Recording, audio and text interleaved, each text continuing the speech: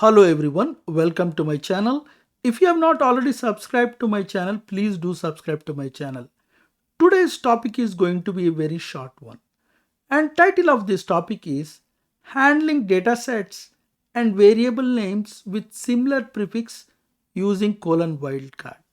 To understand this title and this topic, first we need to look into an example and then we need to go a little bit deep into that example. Here we have three data sets. And the first data set is year underscore 2014. Second data set is year 2015. Third data set is year underscore 2016. And if you see, all the three data sets have similar prefix, or rather I would say same prefix, that is year underscore. And first let us create these three data sets by quickly running in our SAS Studio.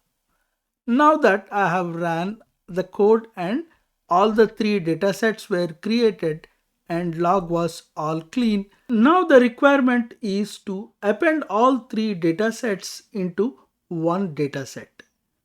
To do that, I can use a set statement and I can mention all the three dataset names as shown in here. That is set followed by year underscore 2014, year underscore 2015, year underscore 2016, and this will create us a new dataset all underscore years. Let us quickly run this.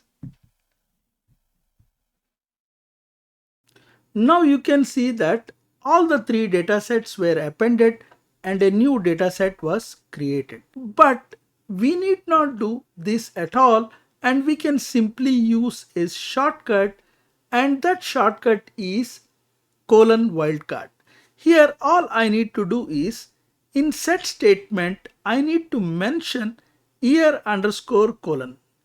And this colon here means anything can come after this colon. It could be 2014, 15, 16, and it appends all the data sets pretty much similar to what we are doing here.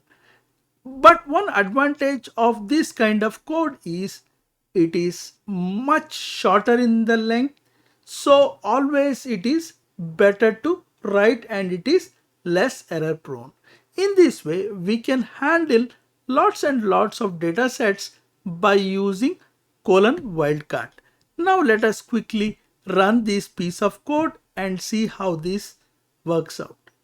And now you see the results are pretty much same and the code has exactly worked like what we have seen above. Now we have looked into dataset names and how we can handle the same prefix dataset names. We can do the same thing whenever we have same prefix variable names. Let us look into couple of those examples here.